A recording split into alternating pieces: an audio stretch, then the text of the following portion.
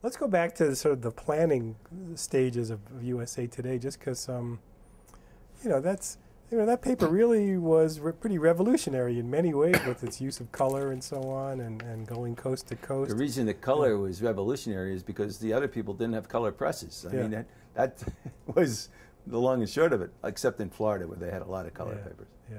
But it was a real departure in lots of ways. It must have been an exciting thing to be involved with. Yeah, it was. A year before we started the ramp up, and the process was sort of organized in the calendar. You know, by this time you got to have this done. The hiring was the big thing, and to get the hiring off the ground, we borrowed people from Gannett Papers who were not only eager but willing to come to work and get the experience. And the idea was they'd work at USA Today for 3 or 4 months and then revert back to their paper or stay. The decision was theirs entirely, unless they just didn't work out, which wasn't the case too often. And so we hired, I'm going to say, a dozen planning editors, people who were going to run the sections, and maybe a deputy, and then we kept going. They'd hire the next wave. These weren't temps. These were, long term.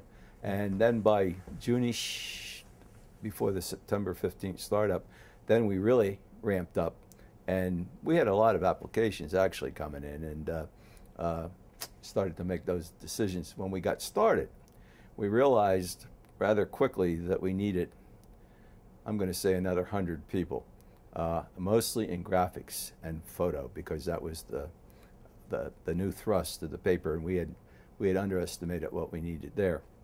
In the other sections, sports, we were pretty much on target. We knew what we were doing. The money section, we needed to beef up simply because, to be competitive in that world, you needed, more New York staffing, and we were able to get some from magazines and also from people that just were a little lower on the curve than people working at the New York Times. And so that went together pretty much, and by the end of the year, 3 months after we were into it, I think we would say that we were pretty much at the staff level we needed at that stage.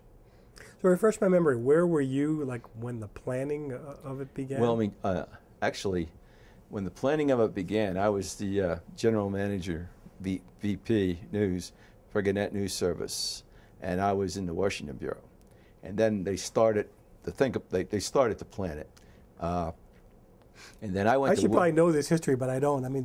It was a one person's brainchild, pretty much. Yeah, it was Al Neuharth, the chairman, okay. Chairman and CEO Al Neuharth. It was his idea, and he, with his lieutenant John Quinn, the senior executive vice president for news, started working on it with others. Mm-hmm. And then they had a planning team, a research team of 4 or 5 people that happened to include my brother, who was knew more about, he was a news guy with marketing and research skills, and a few others.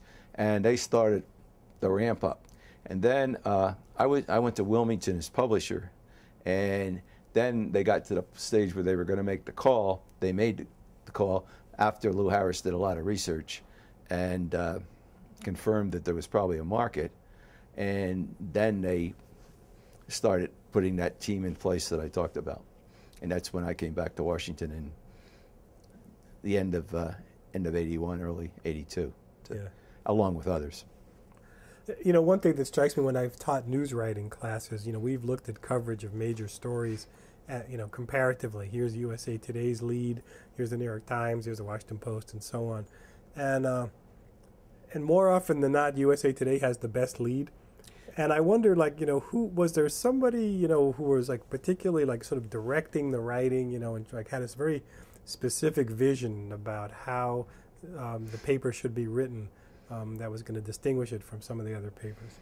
I would say that everybody on the planning team knew that we had to have the clarity, the shorter sentences, if you will, cover as much information as possible in, say, 8 inches, but it could be 15. And that was a concept that we bought into, and if people who came in on either loan or as part of the mix couldn't get it down, that wasn't going to work. So I'd say that everybody bought into the concept.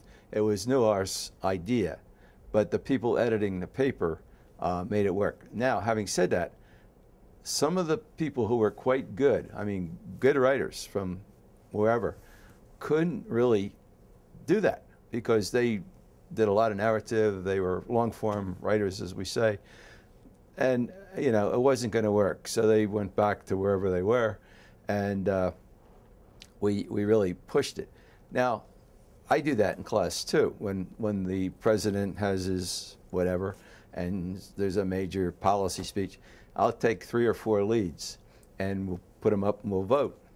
And we'll vote based on what's the clearest, what's the... USA Today wins all the time. I mean, the Times usually loses all the times. They're too long. There are too many clauses. They're complicated stories. Yeah. And it's like by the time you get through, particularly a Pentagon story. Yeah. Pentagon stories are, you know, they would really benefit by a little editing there. Well, they just try to pack them with so much information. McClatchy is even more complex, but, you know, the Center Daily uses McClatchy, but they tend to go with one extra clause even more than the New York Times. So. Yeah. So it must have been a tremendously gratifying thing, though, that this paper that people thought this is not going to last, you know, and this is a piece of fluff, wound up, first of all, lasting, but second of all, like influencing the doing of journalism everywhere, including the New York Times, because like one of the things I do in class too is I'll show them, you know, what the New York Times looks like today and how influenced the New York Times is design-wise by USA Today. How much USA Today pushed the New York Times, first of all, to move to color, to have bigger photos, nicer graphics, just, you know, much more attention to design, which, you know, the New York Times was just the most boring looking paper. It took them a while to get there, though, actually. Yeah, it did. That didn't come like easily. Until the 90s, I think.